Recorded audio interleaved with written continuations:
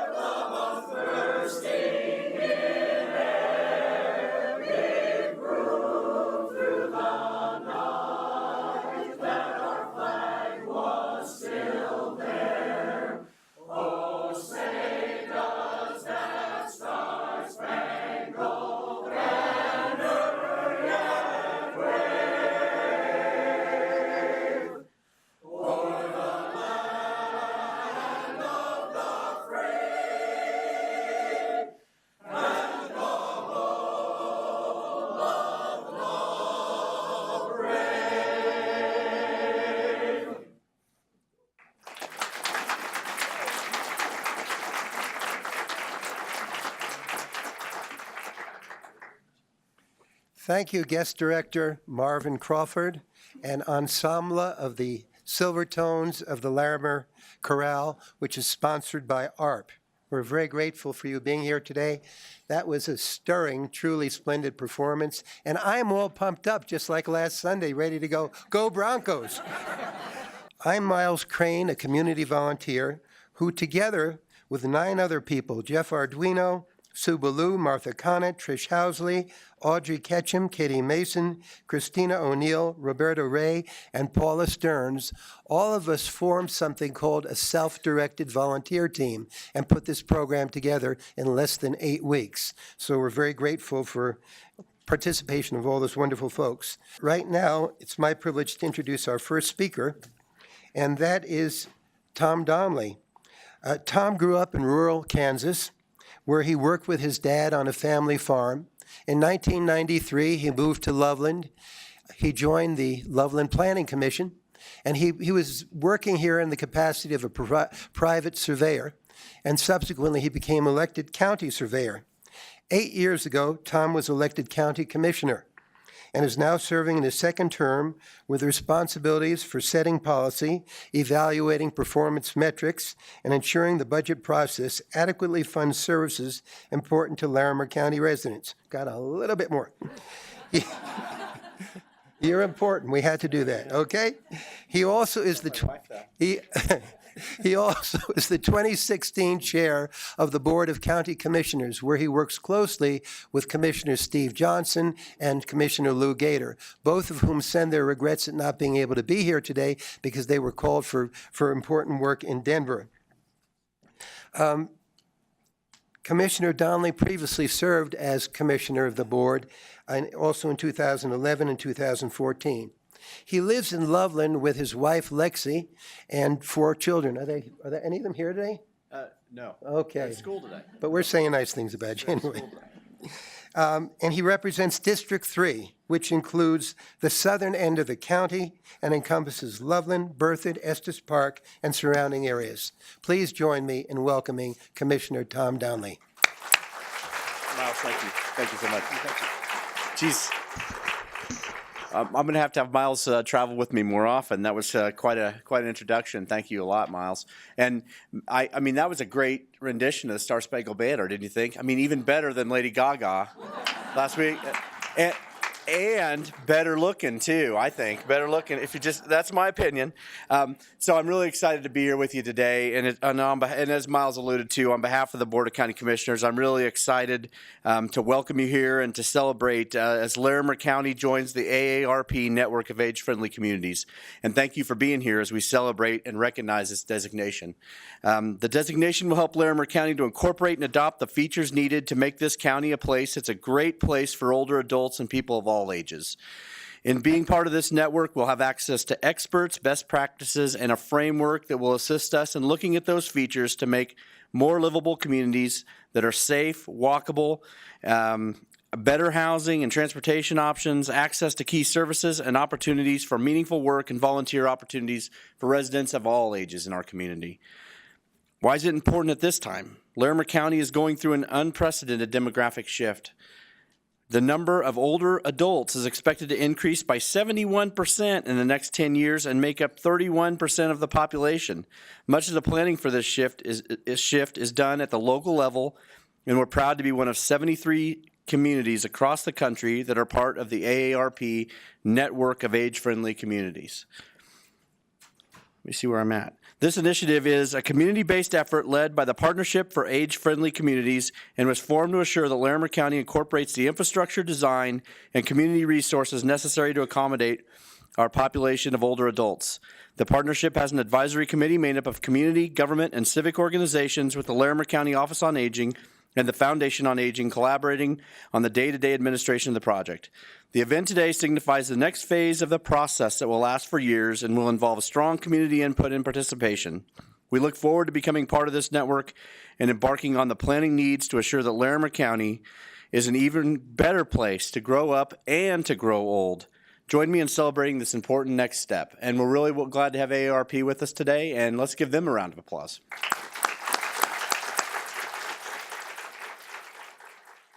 I've done some research on this, so that's why I asked if I could introduce you. Our next speaker is Dr. Bonnie Shetler, a highly regarded community member and an oft-sought keynote speaker. For example, Bonnie was a keynote during the, let's get this pronunciation right, Growing Older in Fort Collins, Silver Tsunami as a Golden Opportunity, which won a special award from the state of Colorado. She also was a keynote at the 2014 Candidates Forum and the 2015 Summit on Aging, all of which were held at the Senior Center.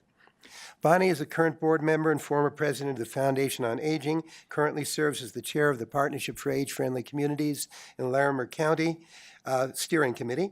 She earned her master's and doctorate at Colorado State University and is a licensed psychologist.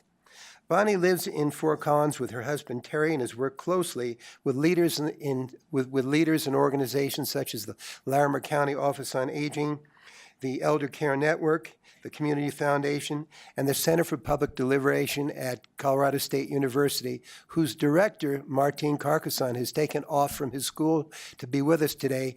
Dr. Shetler has had a private practice, consulting practice in Fort Collins for almost 4 decades. In fact, for 38 years, she has specialized in helping individuals and families as they confront the emotional and physical challenges of their own aging, chronic illness, loss, and much more.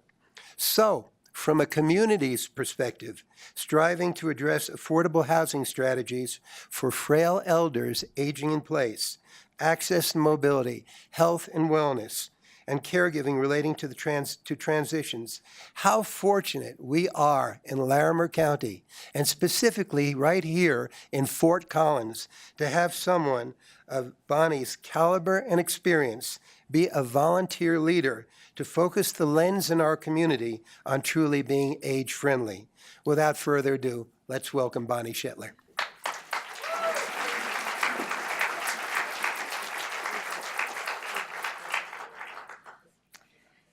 Well, thank you, Miles. That was a lot longer than the little thing I gave you.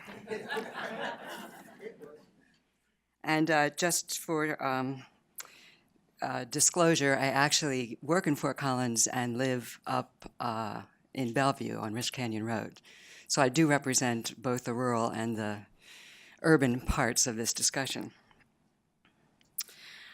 My task that I got assigned expanded after this was written. My job, as I understand it, is to explain to you a little bit about what age-friendly community is, a little bit about the network of age-friendly communities as ARP sees it, and what we have actually just signed up for. I want to appreciate Commissioner Donnelly dealing with the demographic side of this discussion. I can skip those slides. Thanks, Guy. And then to talk to you about the Partnership for Age-Friendly Community and how we hope to sort of provide a platform to make this whole process run smoothly. We've been working on it for 2.5 years. This is not something that we just thought of last month. So the first part of this is, what is an age-friendly community? I'm going to read this because this is ARP's quote, and I really don't want to screw it up. It's a community that is safe and secure, has affordable and appropriate housing and transportation options, and has supportive community features and services. Once in place, those resources enhance personal independence, allow residents to age in place, and foster residents' engagement in the community's civic, economic, and social life. ARP asked me if I could at least sort of review the dimensions that they feel are important in achieving a truly age-friendly community that's livable for all ages. It's also important to us because this sort of structure that they have defined will help us take a look at our community in a very, very specific way along very specific dimensions and make some decisions about what's working, what's not, where we really need to put our efforts, at least in this first 5 years that we've made a commitment to move forward to ARP and the whole age-friendly process. They've divided a community into 8 domains, some of which belong to the built environment, some which are more under the purview of the social environment, and some a little bit of both. The built environment, we're talking about housing, which is kind of a no-brainer in this community. We really have a lot of work to do to provide affordable, not just affordable housing, but appropriate housing where people can anticipate living out their lives in that place if they want to.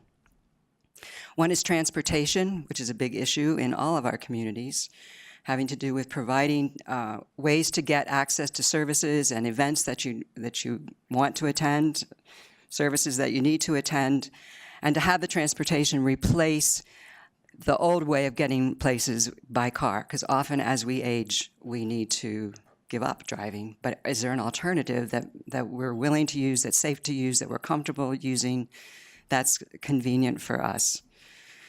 Also, in full disclosure, I am part of that baby boom bulge that's moved into 65 plus that Commissioner Donnelly was talking about. So a lot of what I'm talking about, I have skin in this game, and I think a lot of you do too. The third part of the built environment are outdoor spaces and buildings that are of use to all of us. Museums, restaurants, green spaces that are accessible and comfortable for all of us to use.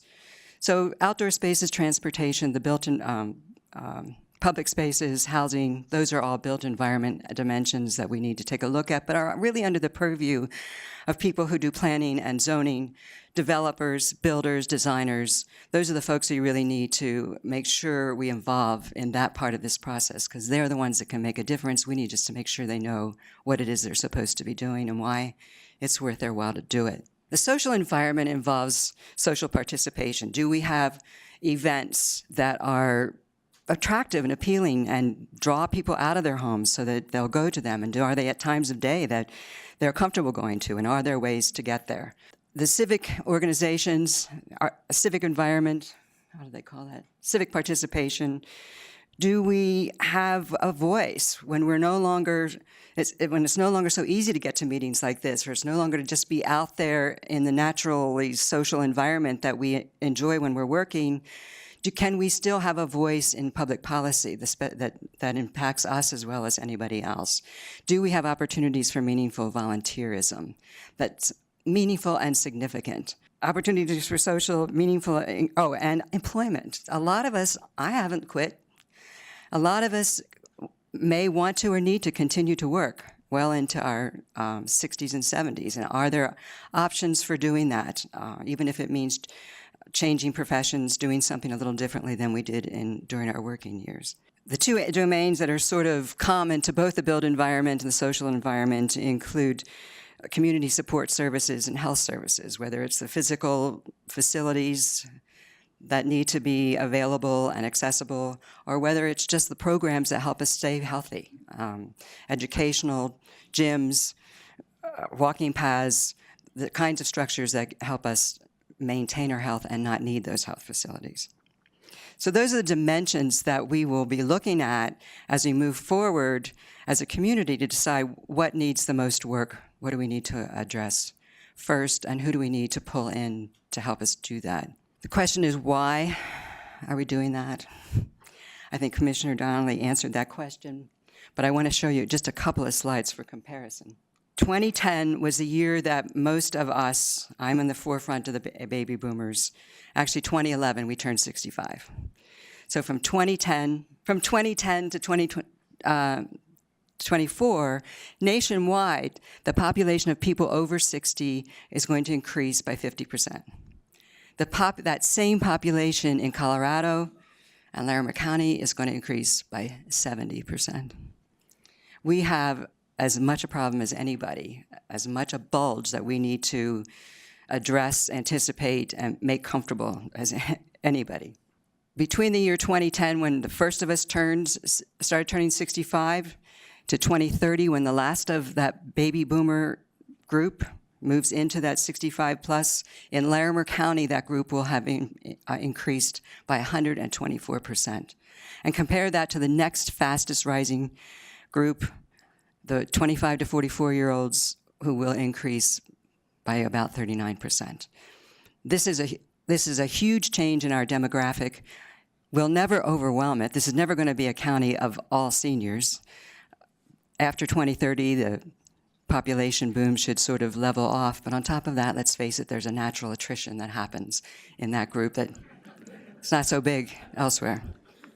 What do we need to do? What have we actually committed to doing? We have committed to the age-friendly community program that we will, for the next 5 years, make a significant improvement in the area of age-friendly community in Larimer County.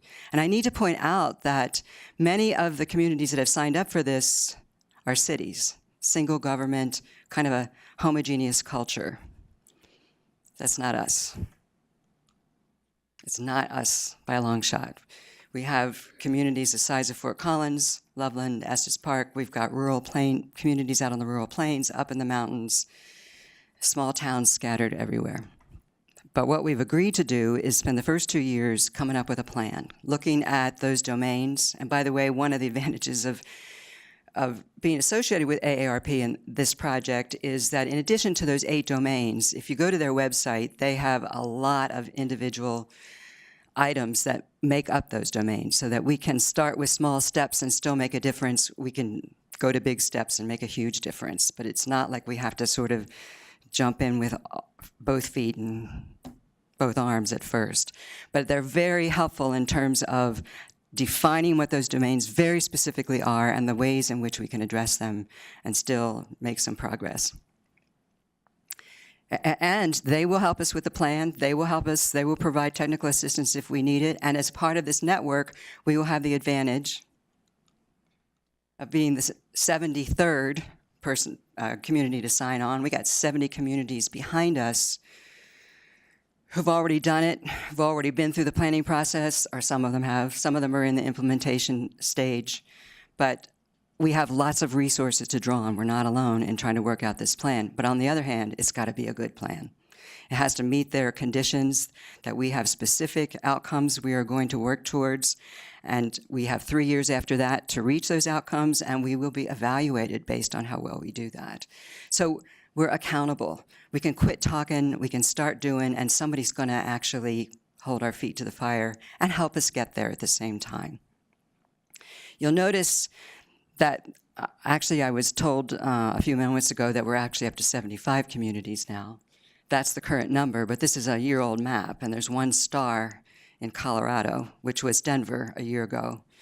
Since then, Colorado Springs joined in the fall of 2015, and we joined just a few months later. So there are 3 of us in Colorado who are part of this network and have agreed to join in this process. So you may ask, okay, how are we going to do this?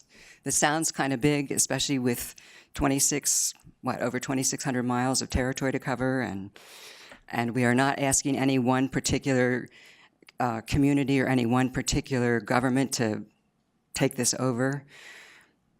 I want to talk to you a little bit about the partnership and what we've been doing for 2.5 years, and that we hope have built a foundation to make this whole thing work pretty smoothly. It's still challenging, but we think we've got a mechanism for pushing it forward. It's a collaboration of 11 organizations from healthcare, private business, government offices, CSU, comprised of 21 individuals. Some of them are just our community members who are just interested and have stepped up to the plate to help, who came together with a common mission to promote age-friendly communities in Larimer County. We were invited actually to come together, about 6 people, I think, back in May of 2013. The Office on Aging, which is a county agency, the Foundation on Aging, which is a nonprofit, invited about 6 people they knew would be interested to someone's dining room table and said, look, we've had 3 years since 2010 where we've had a summit on aging, we've had focus groups to talk about what most concerns seniors in the community, we've had countywide surveys, we got all this data, we got to quit talking. We really got to start putting wheels to this thing. And so the 6 folks came together, and long story short, by the middle of summer, we had 15 folks, and almost all of the agencies that are involved now were involved then. We had a mission, we had a name we agreed to, and that took about a meeting in itself, by the way. Not long after that, in the middle of that summer, the Foundation on Aging applied for and received a technical assistance grant from the National Association of Area Agencies on Aging. And it was a technical assistance grant designed to do just what we were sitting around trying to figure out how to do, to put words into action. 5 other communities were given that grant. The idea was that from all around the country, Washington, New York, Atlanta, Santa Fe, a couple of others, the idea being that we would form a network, which I hope this sounds familiar, and that we would all go through the same steps to get to the action stage, but we would all start with a different set of priorities. Each of us had to say, okay, these are the priorities we want to work on during the course of this year's assistance. For us, it was a no-brainer. We looked at all that data. We looked at what we've been hearing for 3 years, and it came down to housing, wellness, mobility and access, and the culture of aging. Other communities picked others, but actually the culture of aging, transportation were very common priority groups for those other groups. The idea being we would work together. We had monthly conference calls. We had our own technical assistance from the grantor itself, and go through the same process, which would involve, once you fix these priorities, then you find the people in the community who have a stake in moving those priorities forward, who know something about it, who know what's going on, who can sit down and develop reasonable goals that we could reasonably reach as a community. So that's what we did. We had a workshop of 40 people from the healthcare community, from academia, from the developer community, from city county governments. One day we sat down, they all, with the help of Martin Carcassonne again and his students from the Center for Public Deliberation, and discussed what those goals could be. And at the end of the day, we asked those attendees if they would join one of the 4 priority groups to push those issues further into action. And they had a couple of assignments, come up with reasonable short-term, long-term goals that made sense for this community, nothing that, we just absolutely couldn't touch, and to come up with specific projects that self-directed volunteer teams could actually make happen. And here was the real key, and I think it's going to be the real key to this process as we move forward, is that whole idea of using, especially my generation, who stand to benefit the most recently, to actually make things happen, participate in solutions that we will end up benefiting from.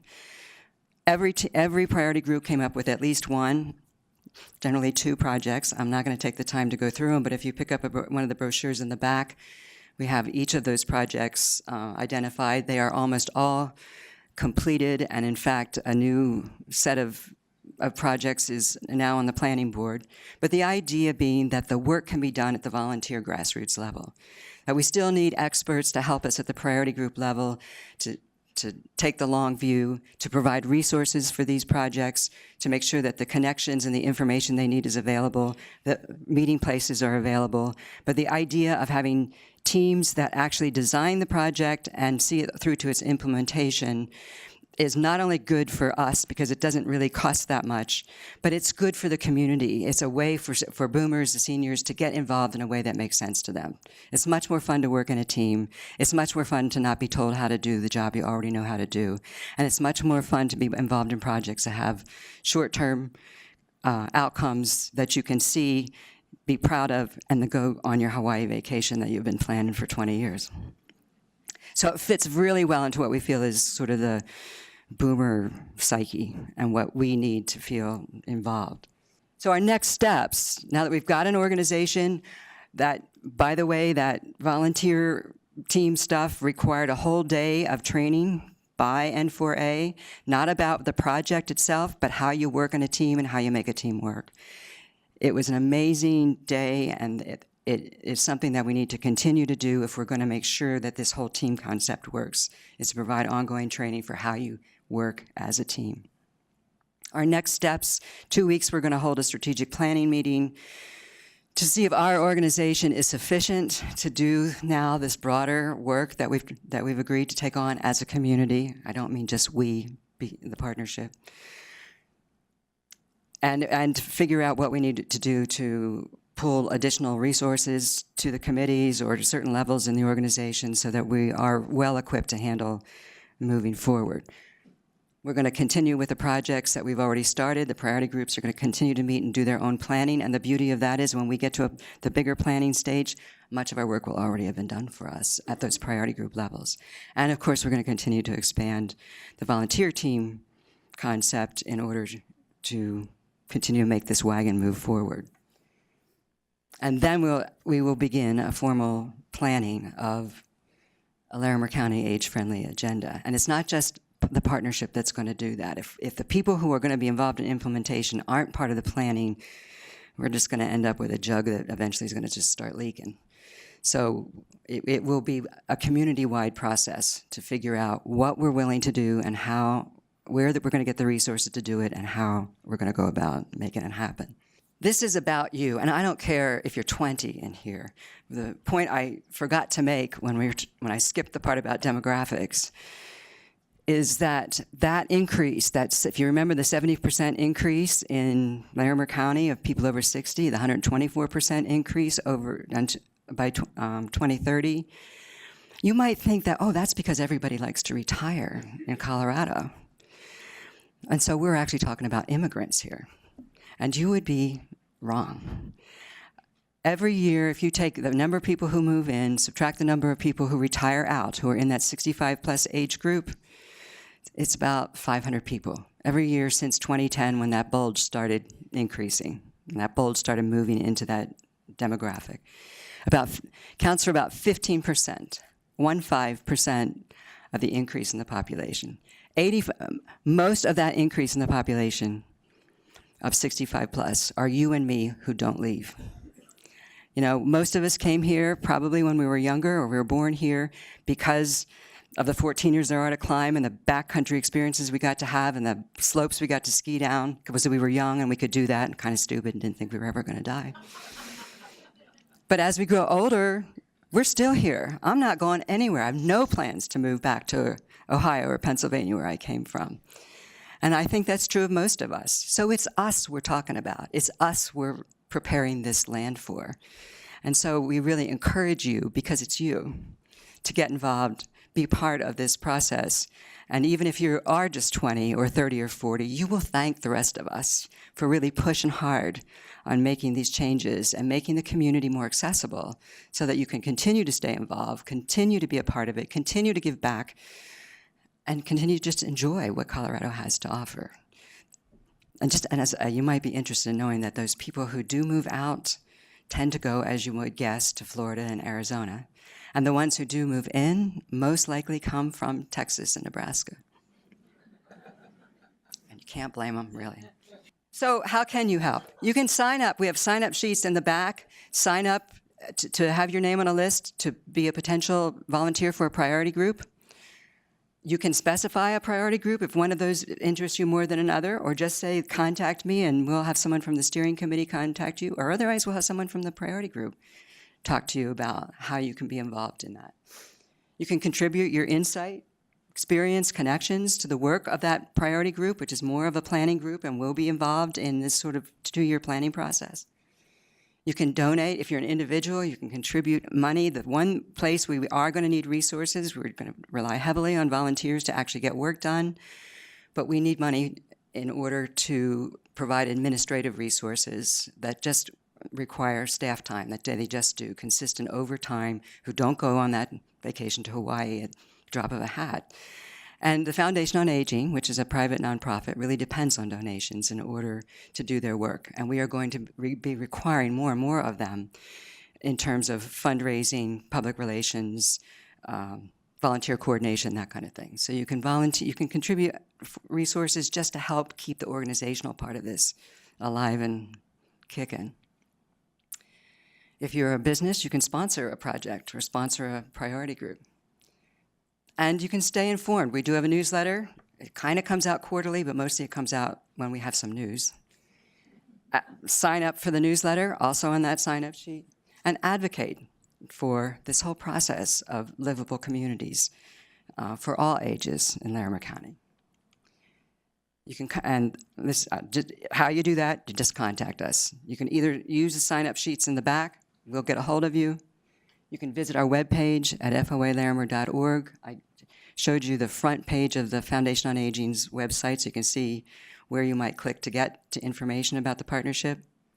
And you can email us at pafc@foalarimer.org. And we look forward to seeing you there. Thank you. Thank you very much, Dr. Shadler. I want to thank all of you for taking time out of your schedules to come here today and to celebrate with us the launch of Larimer County's designation as an ARP age-friendly community. At this time, I'd like to recognize Mrs. Ruth Long, who's the chairperson of the Colorado Commission on Aging. Ruth, would you stand? And thank you very, very much for being here. I'd like to ask all publicly appointed state, county, city officials, and we know they are here today, as well as community volunteers on boards, commissions, advisory councils, and the Partnership for Age-Friendly Community members. Would you all please stand and be recognized? Thank you.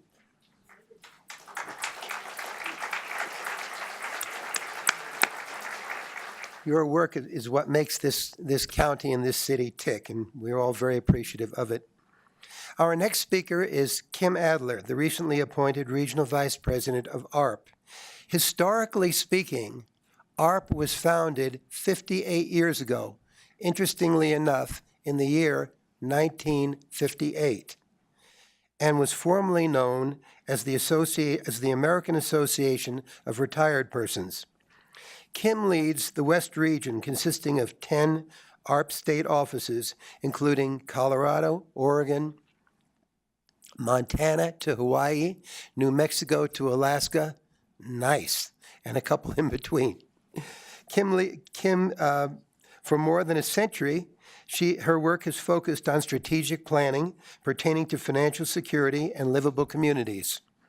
Her early tenure at ARP included consulting with staff and volunteers at 53 ARP locations across the country, as well as with national community programs.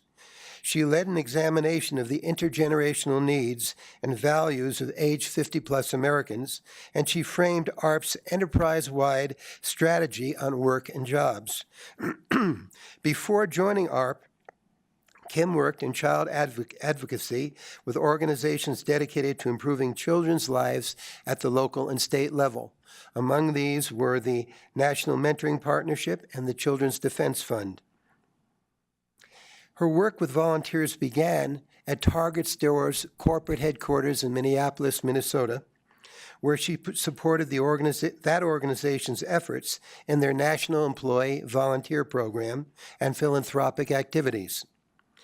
In an ARP newsletter, which Kim wrote last month, she stated the following: I will serve as a leader, advocate, and champion at the 10 state offices in our West region to support caregivers, retiree savings, improve communities, and engage our members to offer education and fun. Without further ado, let's welcome Kim Adler.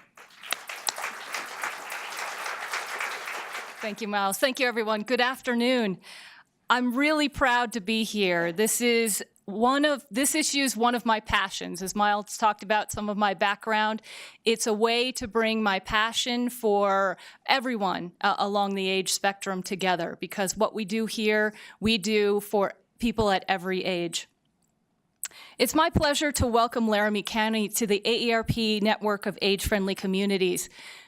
When Larimer County Commissioners Lou Gator, Steve Johnson, and Tom Donnelly unanimously voted last October to support the county joining the network, they committed you to becoming part of something bigger, to a worldwide network of communities pledged to more supportive environments for residents of all ages. The AARP network of age-friendly communities launched with 7 members in 2012. In affiliation with the World Health Organization, as part of a network of local governments, community organizations, such as the Partnership for Age-Friendly Communities, AARP volunteers and staff, and the business community all got involved in coming up with innovative ideas to help communities adapt to a changing population. There are now, as Dr. Shetler mentioned, 75 members in 28 states, from New York City to Honolulu, Hawaii. And in Denver, there's Colorado and Colorado Springs, and now joined by Larimer County. By joining the AARP network, Larimer County automatically becomes a member of the World Health Organization's global network of age-friendly cities and communities. And by doing so, Larimer joins over 250 other forward-thinking cities and communities throughout the world. The county becomes part of a program whose goal is to create well-designed social and physical environments in communities where everyone can stay healthy and connected through all life's stages. The program also fosters the exchange of experience and mutual learning among the cities and communities worldwide. Listening has always been one of AARP's most important functions, to learn from people like you. We've been listening, and what we've heard is that overwhelmingly, people want to continue to live independently, remain in their own homes and communities for as long as they can, and be surrounded by family and friends.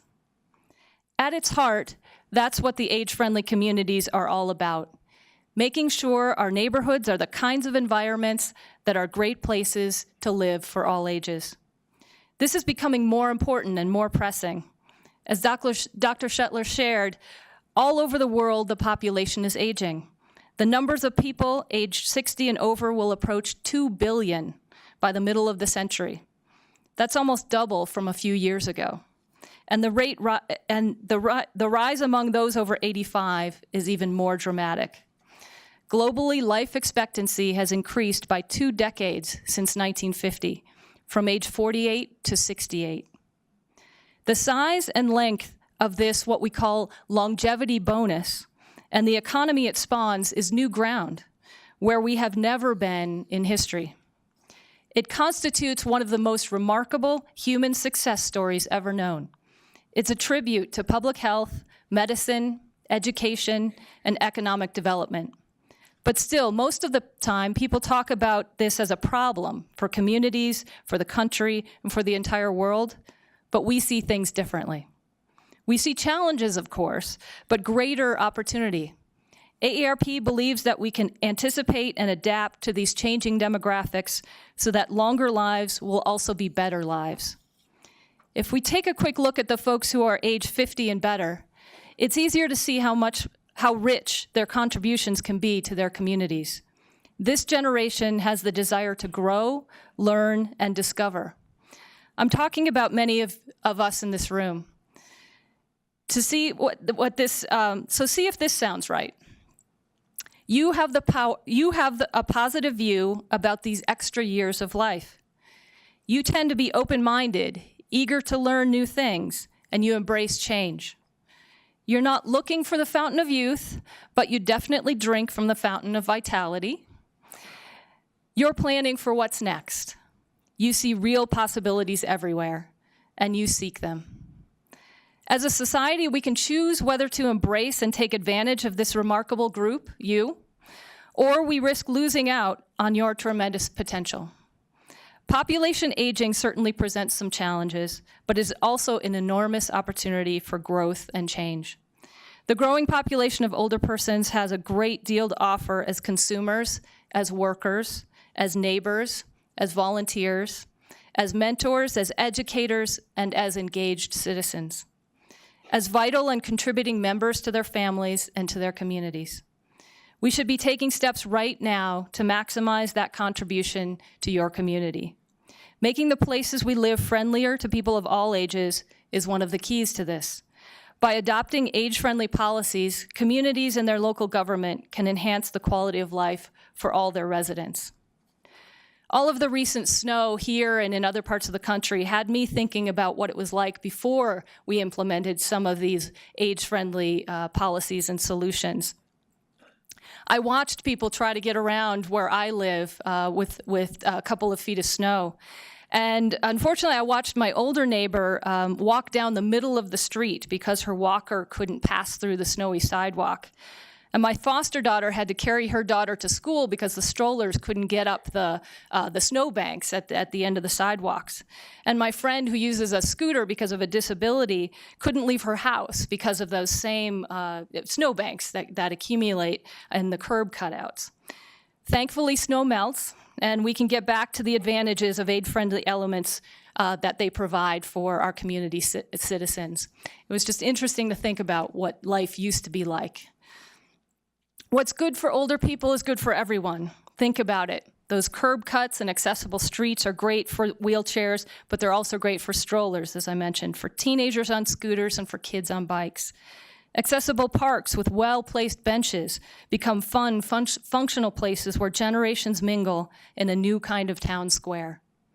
Efficient public transportation allows every generation to enlarge their world, ease isolation, and deal with life's day-to-day demands. And everyone's life is better when work, shopping, recreation, public places and neighborhoods are in easy reach of home. One huge bonus, making a community age-friendly turns out to make great economic and business sense as well. By making age-friendliness a priority, citizens in towns can stimulate growth and reap all the advantages of a healthier, engaged, and more secure population. Age-friendly communities foster economic development and commerce. Property values rise, retailers thrive, revenues go up, more consumers shop in stores, more employers set up shop, and more home buyers want to live here. Cities and towns that incorporate age-friendly planning and policies will have a competitive advantage. They can become destinations for vacation travel or retirement living. We have a long way to go, but we have such a strong start. A benefit of being part of the age-friendly network is the ability to learn from one another, to share best practices, and to learn how to steer around the bumps, including those at the end of sidewalks. Let me share some great ideas AARP has picked up from the age-friendly network. In Macon, Georgia, they added transportation links to improve mobility for rural residents. In Denver, we're working on increasing the availability of affordable housing. And in Larimer County, Loveland is working to make their downtown even more pedestrian-friendly, a benefit to both residents and businesses. You'll be hearing next from Commissioner Donnelly and County Manager Linda Hoffman about the wonderful steps Larimer County has already taken toward age-friendliness and more plans for even greater progress. I'm impressed with what I've seen so far. So I'd like Tom and Linda to come and join me if they could. I'd like to welcome Larimer County to AARP's age-friendly network of communities. We're delighted to have you become part of the network and look forward to working with you. Thank you.